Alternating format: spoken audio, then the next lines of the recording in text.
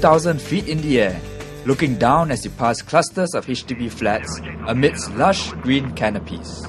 Welcome to your classroom. As part of Unisim's aerospace degree course, students will get to fly in a lightweight aircraft to experience firsthand how a plane works and learn from a professional pilot. I'll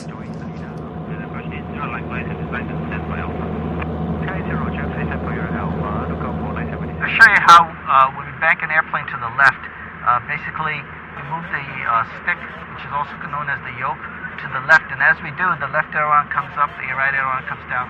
You know from your engineering course that the vertical component of lift is lost slightly when you bank an airplane. So in order to hold the altitude, we have to apply a little bit of back pressure to hold the altitude.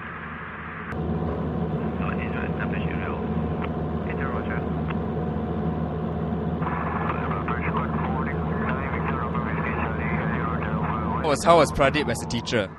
Oh, he was very good. He explains each detail very carefully, and I actually managed to learn quite a few things from him. We need to maintain 500 feet below the clouds, 1,000 feet above, and 2,000 feet horizontal from the clouds.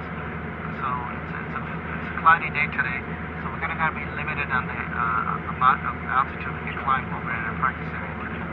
So we couldn't actually hit right onto the clouds? We're flying what's called visual flight rules, which means we cannot fly into the clouds, correct. Being the rainy season, we couldn't scale the full height and had to return to the airport shortly. But it didn't matter for aerospace engineering student Cindy, as it was her first time in the plane. So how was the whole experience? Oh, it was exciting, and I actually do experience how the controls affects the aircraft. Was there anything about the experience that surprised you?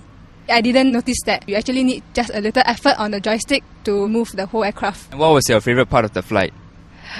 To be able to pilot the aircraft itself. This is your first time piloting it, right? So how was it like? Scary, because I have no experience on it, and yeah, actually it's quite fun. As a lover of planes, it is little wonder the pint-sized co-pilot was excited to take over the reins. But why is such a course important for our future aerospace engineers? Why did Unisim decide to launch this flight discovery course as part of the aerospace degree? Well, we are always looking at ways in which to enhance learning. So creating a dynamic learning environment is what we're trying to aim for.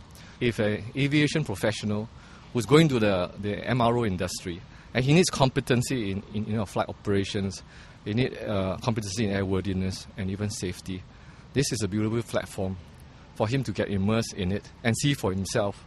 So we are interested in engineers who are not behind the desk, but themselves engaged in the very business of aviation.